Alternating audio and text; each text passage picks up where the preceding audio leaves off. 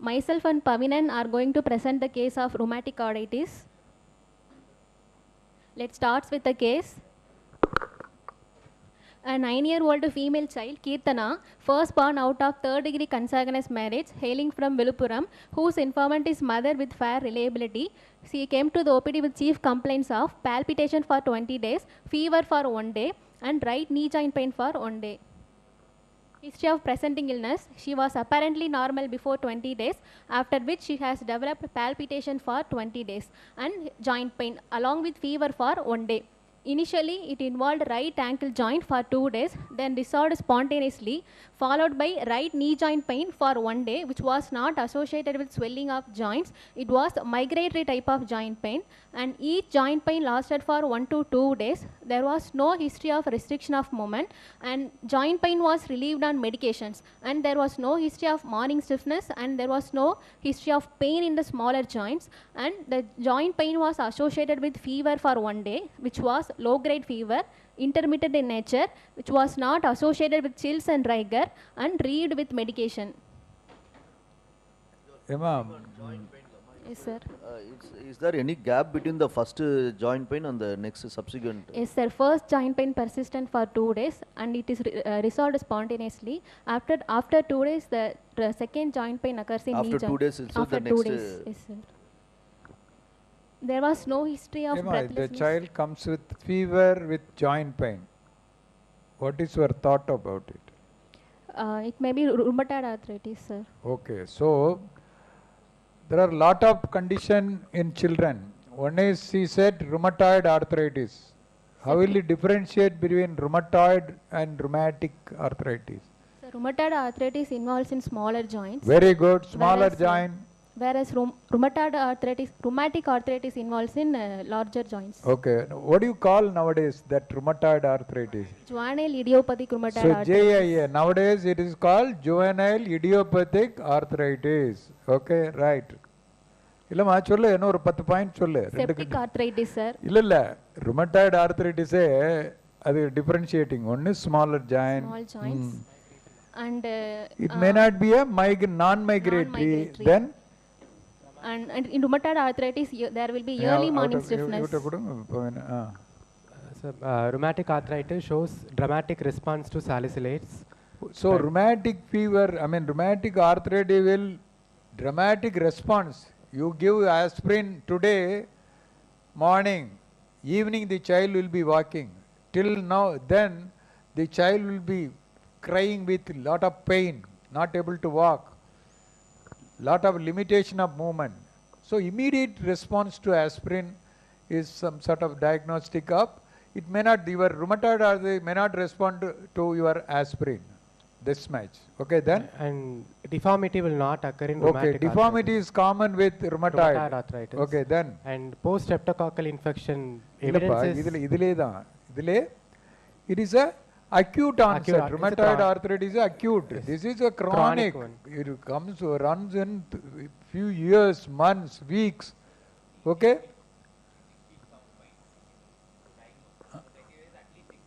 At least 6 weeks. So rheumatoid arthritis diagnosis is at least 6 weeks. It is symmetrical. Which one? Rheumatoid arthritis is symmetrical. All smaller joints will be involved. Left interphalangeal sign may be involved. Same time, right also will be involved.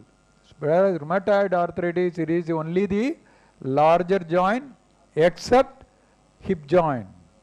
Okay. So it is asymmetrical. Today one joint will be involved. So as I already told you, it licks the joint and bites the heart. Okay. Okay.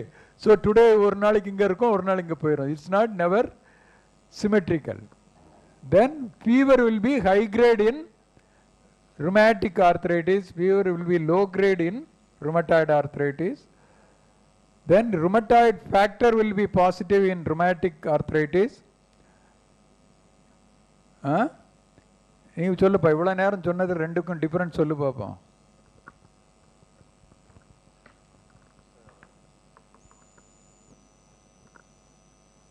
Rheumatic or appear in larger joints. Okay. Just listen Okay, those things will not be there in your textbook. I don't know. Please. Okay. Oh, cardiac involvement. So here at least 80 to 90%, even maybe sometimes 60-70% of the heart involvement they will be there in a rheumatic fever, rheumatic arthritis. It is the valvular endocarditis will be there in rheumatic fever, whereas in rheumatoid it is only pericardium will be involved. You will have pericardial effusion and other thing. You will not have valvular involvement. You may have some mitral regurgitation, but you will never have valvulitis. Please understand that. Okay? Anything else, sir? Please go and read about differential diagnosis of arthritis. You will have post-streptococcal reactive arthritis, and panda also will come here, I think. Okay? Then leukemia, fever, arthritis, septic arthritis, trauma. Okay? They will ask when you say arthritis. Okay. And there was no history of breathlessness, no history of bluish discolorization, and no history of chest pain, easy fatigability, and there was no history of swelling of both lips, and no history of decreased urine output. There was no history of abdominal pain, and no history of syncope, rashes, and there was no history of involuntary movements involving the upper and lower limbs, and there was no history of painful finger ends, and no history of weakness of limbs and convulsions, and there was no history of orthopnea and paroxysmal nocturnal dyspnea. So it's started with palpitation, isn't it? What are the causes of palpitation? Sir, left heart failure. Ah. And anemia can lead to congestive cardiac failure. That will manifest as Very good. palpitation. Anemia can present as Palpitation. palpitation. CCF can present as palpitation. Anything? Cardiac Arrhythmias. Very good. What arrhythmia? Atrial fibrillation. Atrial fibrillation. In a rheumatic heart disease, one of the important causes atrial fibrillation, most common with mitral stenosis.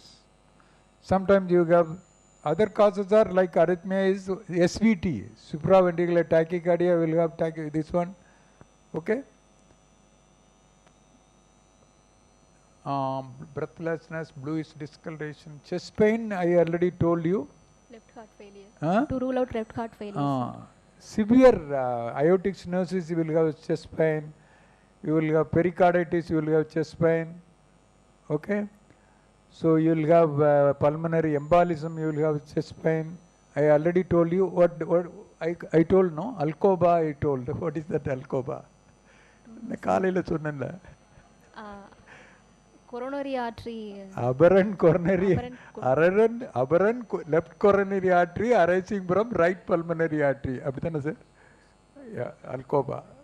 சும்மா அடிச்சு விடுங்க examiner வந்து அசந்து போயிடுவான். Okay. Palpitation, no? Sir, atrial fibrillation, sir. So okay, it's come under what? Bradyarrhythmia or tachyarrhythmias? Tachyarrhythmia. Can a bradyarrhythmia can cause palpitation? No, sir. Examiner கேட்டா 19% கரெக்டா தான் இருக்கும். So both bradyarrhythmias and tachyarrhythmia can cause palpitation. Okay, it's given in Davidson. Read from Davidson. So swelling of both legs, why did you ask? Sir, to rule out right heart failure, sir. In right heart failure. Okay. So CCF you want to rule out. Any differential diagnosis for edema in children? Bilateral edema? Sir, malnutrition. Very good. What is that condition called? Protein energy malnutrition. What is it called? Kwashiorkor. Kwashiorkor. Very good. CCF kaga you asked, isn't it? Decreased urine output, abdominal pain? Sir, in congestive cardiac failure will lead to congestive hepatomegaly. So in that condition, child may have abdominal pain. Syncope? To rule out left heart failure, sir. In left heart failure. So you will have even severe aortic stenosis, you can have syncopal attack. And also arrhythmia also you can produce syncopal attack. Okay? Right. Rash, why do you want to ask rash? Sir, in Erythema marginatum occurs in Okay. rheumatic arthritis. So I will ask Involuntary movements means what? for, Upper and- chorea, Chorea. Okay, rheumatic chorea. Sydenham's chorea. Okay, next. Where will you get orthopnea and PND? Sir, in left ventricular hypertrophy. Okay, due to reduced left ventricular heart failure, you will have orthopnea and orthopnea and PND. PND. Okay. And then move on to past history. There was no history of similar complaints in the past, and there was history of sore throat before 3 weeks. She was not a known case of congenital heart disease, tuberculosis, and bronchial asthma. And she had taken the IM injection of paracetamol for joint pain at nearby PHC. IM injection of part. Okay, no, for joint pain. Heart disease. Okay.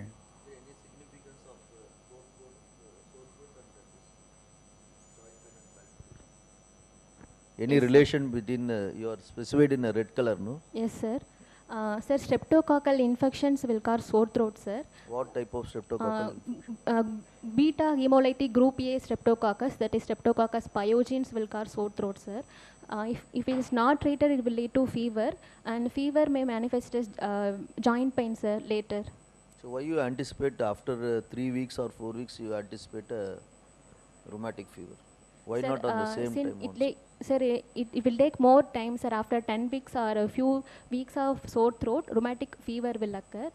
So it takes more time. More time for the organism to damage, or what is the pathophysiology? Molecular mimicry, sir. Very good. Autoimmune. Sir, streptococcal has M antigen. It will cross-react with our auto antigen like CNS, joints, subcutaneous tissue, and heart. Auto antibodies are produced against our own antigen, so that antibodies will attack this antigen. Okay, continue. Let's move on to the birth history. So in this case, antenatal history was uneventful, and natal history, she was a term baby delivered by normal vaginal delivery with a beach presentation. She was cried at birth. With her birth weight was 2.7 kg. And postnatal history, there was no history of neonatal intensive care unit admission. Developmental history, she was developmentally normal child with good scholastic performance. And immunization history, she was immunized appropriate for age. What is the age of the child, no? 9-year-old child, sir. So what will be the last vaccination according to the national So immunization DPT schedule? second booster she had taken at 5 years. So these you have to aware of immunization, breastfeeding, then on the nutrition. This question may be asked irrelevant of the subject of the topic of the discussion. Then diet history, according to 24 hours recall method, we have calculated the diet history. The calorie required for 9-year-old child is 1680 kilocalorie per day, but she had consumed 1450 kilocalorie per day. So there will be deficit of 230 kilocalorie per day, and the protein deficit is 3.2 gram per day. Then family history, no history of similar illness in the family members, and her siblings are normal. Then socio-economic history, she was living in Pakka house with 2 rooms. There was history of overcrowding. They are living in 5 members per room in their house, and there was no history of open air defecation. Water obtained from municipal tap water, which was not boiled before drinking. Her father was daily wager. Per capita income is 2,000 per month. So according to modified Kupuswamy classification, she belongs to class 4, that is upper class. And contact history, there was no history of contact with the open case of TB or positive case of COVID-19. So what is the definition of contact with tuberculosis, TB? Sir, contact with known case of TB with the cough more than 2 weeks and hemoptysis with the fever, that is contact of case of TB, sir. Sir, any duration which you have to say contact with tuberculosis? What is the extended period of duration? You can say history of contact with the open case of tuberculosis. It may be more than 2 weeks, sir. Less than 2 years. They have been now limited to Idu also, but the usual for undergraduate is contact with the open case of tuberculosis less than 2 years is a very significant. Okay, it may be within a family members or the neighbor or maybe the colleague or friends when you become adult population. Next. Then summary, a 9-year-old female child Kirtana, first born out of third-degree consanguineous marriage, presented with palpitation for 20 days and migratory large joint pain for 3 days, fever for 1 day, with previous history of sore throat with normal developmental and nutrition status. So from this, I think that the probable system involved is cardiovascular system. General examination will be discussed by Pavinan.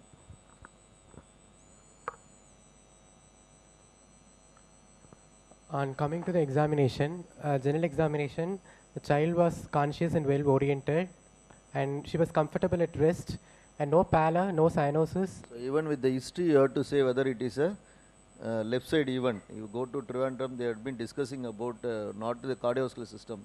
They say most probably left side event or right side event, whether it is pressure overload or the volume overload with the history itself. Because you say no history of synco, you say palpitation. No, then you have to rule out, okay, it is not due to this, due to pressure overload, something you have to discuss also. But for undergraduate, it is enough to say. If the examiner asks, you must know what is a left ventricle event and the right ventricle event, what is a pressure overload symptom and the volume overload symptoms you have to tell. No pallor, no cyanosis, no clubbing, no ictus, no periedema, no lymphadenopathy. Her oral cavity was normal. No external signs of rheumatic heart disease, such as erythema marginatum, subcutaneous nodules, and chorea were present, and no external signs of infective endocarditis, like osseous nodes and splinter hemorrhage were present. No signs of aortic regurgitation, and the child doesn't have any morphonoid features. So, what is the definition of how will you define erythema marginatum and subcutaneous nodule? So, erythema marginatum is a macule with central clearance and which is non-pruritic in nature, sir. And subcutaneous nodules are nodules which are found on mainly on extensor surfaces of bony prominences and which is painless. And chorea, Sinham's chorea is involuntary, purposeless movements, and it is the last manifestation of the rheumatic heart disease. Can a chorea present as isolated Yes, symptoms? Yes, sir, can present, sir. Moving on to the vitals, her pulse rate was 130 per minute. Rhythm, volume was normal and regular. No radioradial or radiofemoral delay, which was felt in all accessible peripheral vessels. Her respiratory rate was 18 breaths per minute. Her saturation was normal. Her blood pressure in her upper limb 90 systolic and 60 diastolic millimeter mercury, and lower limb 100 systolic and 62 diastolic millimeter mercury. So what is your comment on the pulse rate? So pulse rate is increaser, which is tachycardia. She was presented with fever, so it may be the cause for tachycardia. The other cause for in rheumatic fever present with the palpitation. AF, sir, again, atrial fibrillation. Any arrhythmias? You say it is any tachyarrhythmia can cause palpitation and pulse fever rate. And any compound, maybe anemia can also. Yes, any other cause for tachycardia? Where you look for the sleeping heart rate also. Where you look for sleeping pulse if this is child presenting with the 130 tachycardia. What do you want to rule out? Suppose I am having a tachycardia by looking at him or madam as a patient. I will have a tachycardia. Then you say, no, this fellow is having tachycardia. Then while I sleep, my heart rate now becomes 70 only. What are the two things you rule out? One is I am very apprehensive. Apprehensive about the doctor, I will have a tachycardia, then it will become normal. Or during that fever, I had a tachycardia, no fever become normal. What is the other one? We will have persistent tachycardia even during sleep also. What is the involvement in rheumatic? Heart, so what it causes? Inflammation, called as carditis. So when you have a carditis, there will be a persistent tachycardia. So when you have the pulse rate is increased, then they will ask you about what is sleeping pulse rate and how to differentiate the carditis in a clinical diagnosis. Her anthropometry, the weight was... BP, what is the BP? So BP is normal, sir. Upper limb is 90/16, lower limb is 100/62 millimeter. Okay. Where you will have a change in this diastolic BP? Regurgitation, sir. The Hill sign. There is huge difference between upper limb and lower limb blood pressures. Okay. Then any other? In aortic regurgitation, any other difference in blood pressure? there will be a diastolic runoff in aortic regurgitation. So there will be a wide pulse pressure if the aortic regurgitation is predominant. You want to say predominant aortic regurgitation, you will have a wide pulse pressure. Okay, there will be a difference in BP in both upper limb and lower limb. The other one is the wide pulse pressure, is a very characteristic for predominant aortic regurgitation in rheumatic heart disease. Her anthropometry, her weight is 24.8 kilograms, expected is 29 kilograms. Her length was 132 centimeter, and her body mass index is 14.2, which is quite normal.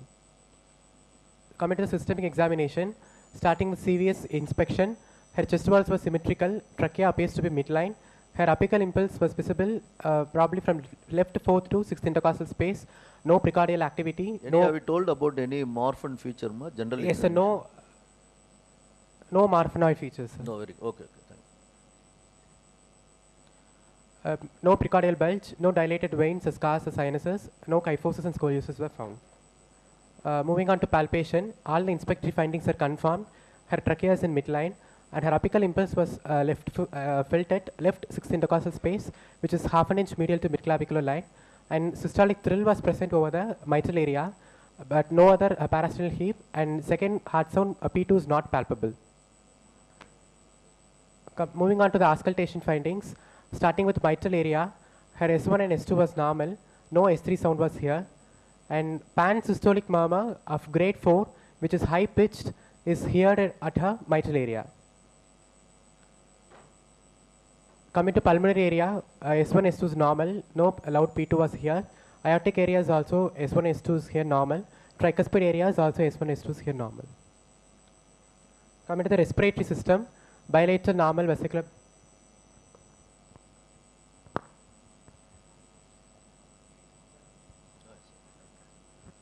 Okay.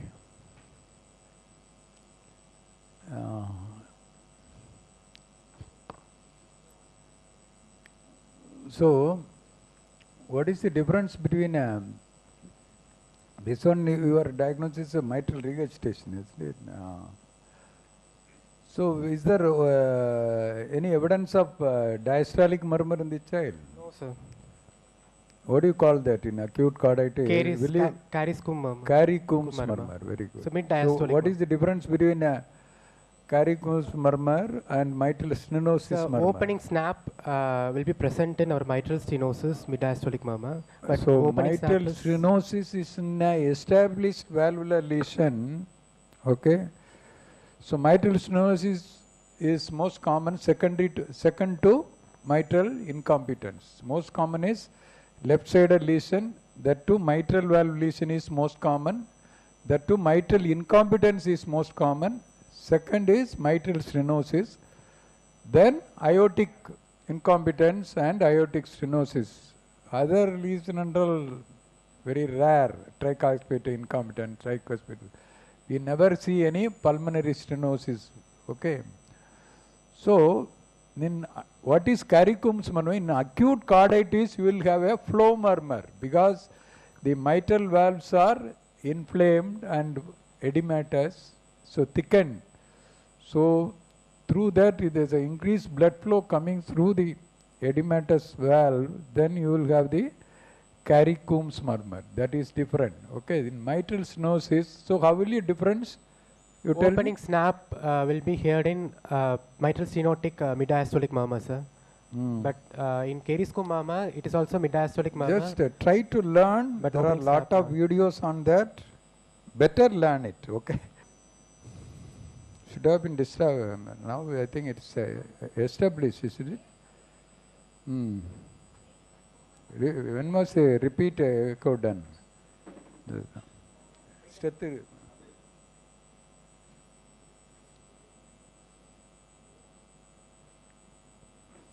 Oh, wow, wow.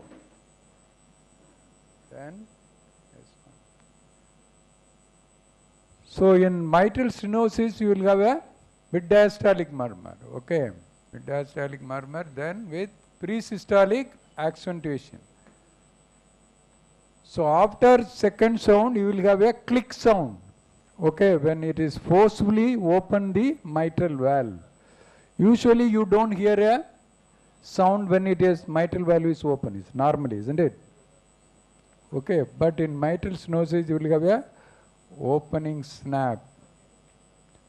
Then you will have a low pitched mitral, MDM, mid diastolic murmur, followed by pre-systolic accentuation. This is a flow murmur. When the tricuspid valve is open, the blood flow through the stenosed valve, you will have a mid diastolic murmur. Then when the atrium is contract, you will have a pre-systolic accentuation. This is typical of MS murmur in mitral stenosis. Okay, but in Caricum's murmur, you will not have all these things. You will have only mid-diastolic murmur. It's very difficult, no, with myocarditis, tachycardia. It is very difficult to find out all those things. But just try to learn something in an advanced way. Okay. Okay, ma. So, So, respiratory system, bilateral normal vesicular breath sounds were heard, no subcausal retractions, no added sounds, and no crepitations. So, her perabdomen was soft, and liver dullness was felt at right fifth intercostal space, and no argonomegaly. CNS, no focal neurological deficit, and no involuntary movements. okay. Summary: a 9 years old female child, first born out of a third-degree consanguineous marriage, presented with palpitation for 20 days, migrated large joint pain for 3 days, fever for 1 day, with previous history of sore throat, with normal developmental and immunization status, with apical impulse which was felt at left fifth intercostal space, half an inch medial to midclavicular line. Systolic thrill was present at mitral area with grade of 4 of 6 pan-systolic murmur, which was conducting to axilla and back. So diagnosis: it's a case of acquired valvular heart disease, which is rheumatic in etiology, involving the mitral valve, lesion being mitral regurgitation, with no pulmonary hypertension and with no features of infective endocarditis, and the child is not in congestive cardiac failure. Okay, very good. So it's acquired valvular heart disease, rheumatic etiology, rheumatic carditis you can put. Okay, sir. Okay, rheumatic carditis with mitral regurgitation. No pulmonary hypertension. No pulmonary hypertension, no features of infective endocarditis, not in sinus rhythm you have to put, okay, because there is no, okay, so you have to give you can add some comorbid conditions. Suppose the child is malnourished, you can add that. If we have some vitamin deficiency also, you can add into that. Okay, so why do you say it is a it is a carditis? Is it or established valvular lesion? So How do you know it is only rheumatic carditis? So since the symptoms, You do like to do any investigation? is a echo can be done. So what is the findings in this child now? This apex in the actually in the fifth in the midclavicular line, sir. And as he said, it is first having a pan-systolic murmur. Is grade 4/6. Is radiating to the axil also. No other murmur is found. No, sir. No.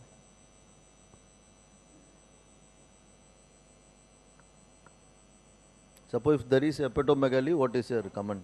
So no, right heart failure. So only there is you must have respiratory distress. You must have respiratory distress with hepatomegaly is a congestive cardiac failure. There is no distress, maybe due to liver disease also, some other cause also.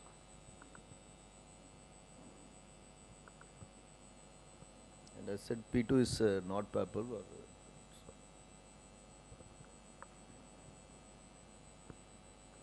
Chalo. What are the investigation you like to do to pinpoint the diagnosis? So completed blood count, CRP ESR, sir. CRP is elevated. So you all know about the Jones criteria, modified Jones criteria. modified Jones criteria 2015 or updated Jones criteria 2015. Already I have taken class for you. Please read once again. You are not cannot forget modified Jones criteria. Okay. right? Okay, so you want to do, CRP, ESR, sir, and ASO titer. so CRP is increased, Increased, ESR ESR also also increased, increased. ASO also positive. Positive. So what are the major criteria? How do you say it's a rheumatic carditis? So it is a high-risk population, and minor criteria CRP, ESR, ASO increase, sir. And there is a evidence of preceding streptococcal infection, and the child, one major, two Yes, sir. minor. I mean two major, Two major, or one major, two two minor. minor, sir. What are the features here? CRP, ESR were Now, minor. how many major are here? Two minor, sir. CRP and In ESR. this child, how many majors are here? In this child, where? Yes, carditis is positive. Carditis and arthritis. So two major was here. Okay. Plus additionally, minor criteria. you need to have essential criteria, that is past evidence of streptococcal infection. Okay, so never forget that. Exam always you don't tell about the past evidence of other solradhe illa. Okay, so minor, major, minor, essential criteria is past evidence of streptococcal infection. Okay, never forget that. So there is a evidence of ASO positive. You can do culture, throat culture, ADNase. Usually you do ASO. Okay.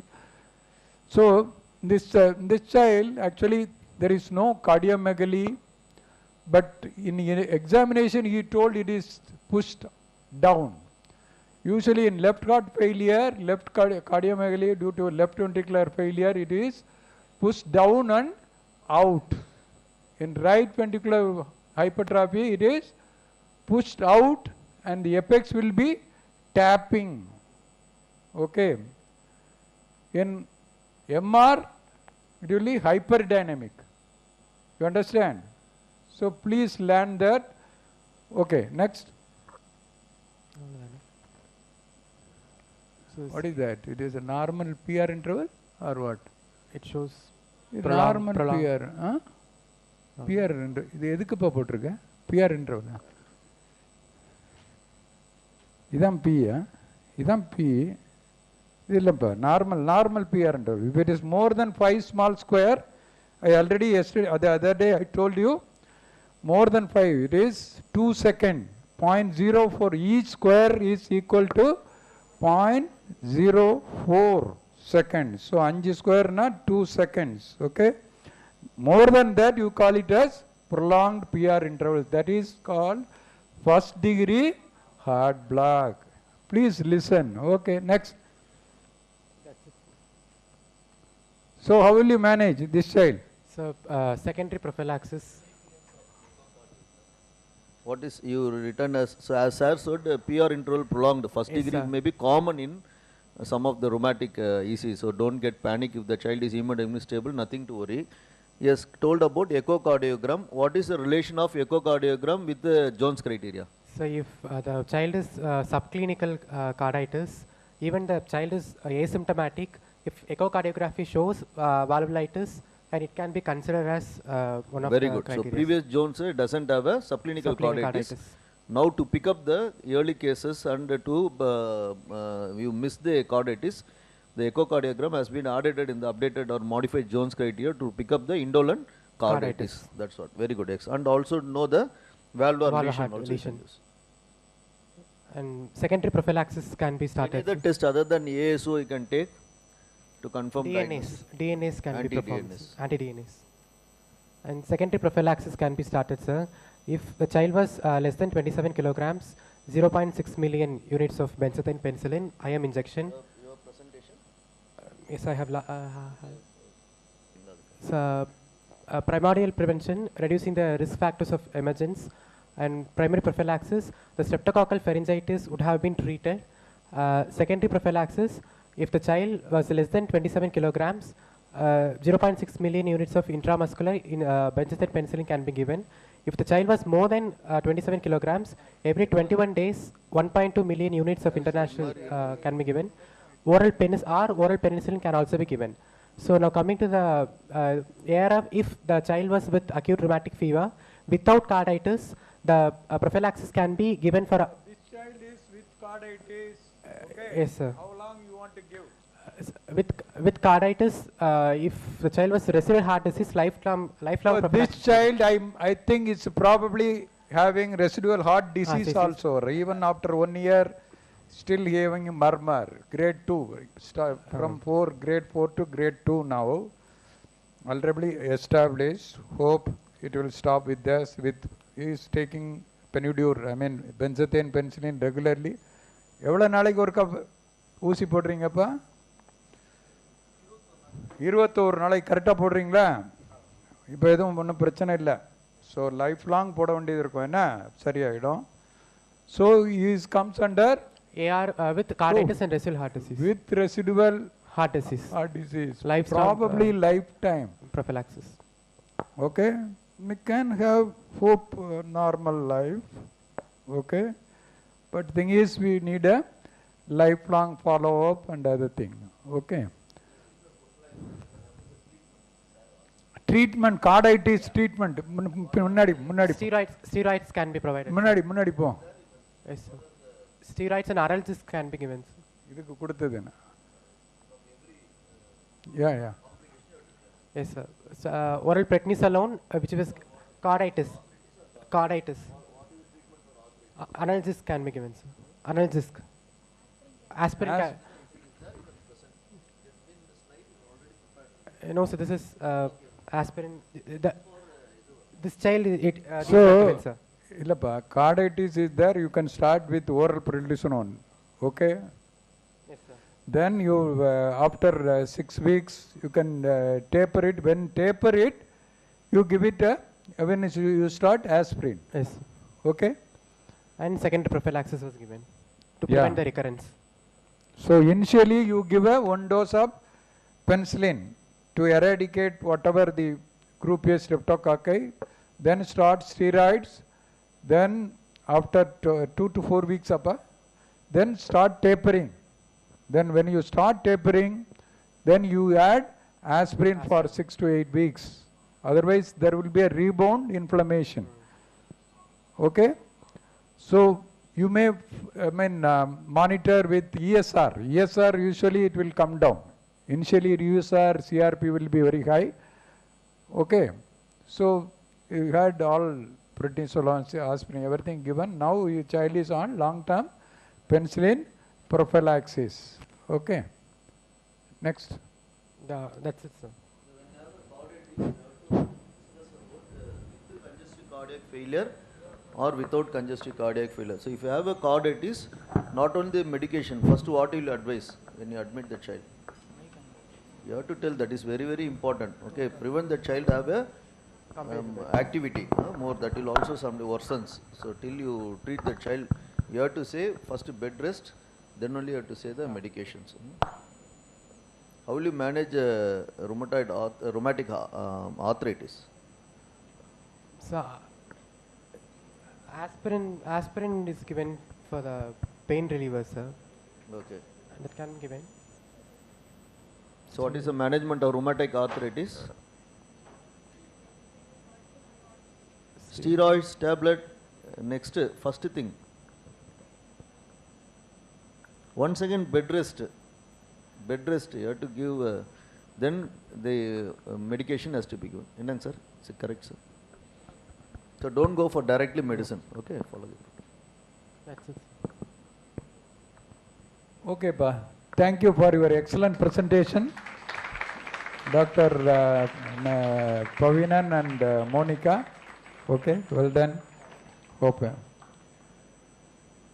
So it's one of the important case. Please read repeatedly. Okay, this child will definitely come to you. I am sure 5 days this child will be there. Plus, கடைசி நாள் இதெல்லாம் வச்சுட்டீங்கன்னு கேட்காதீங்க, சொல்லிட்டேன். rheumatic arthritis படிச்சுக்குங்க. Repeated the questions that they will be repeatedly asking. Please prepare. Hope we will also try to prepare some words. Thank you, Ma. Thank you. Bye. So next presenter. Okay.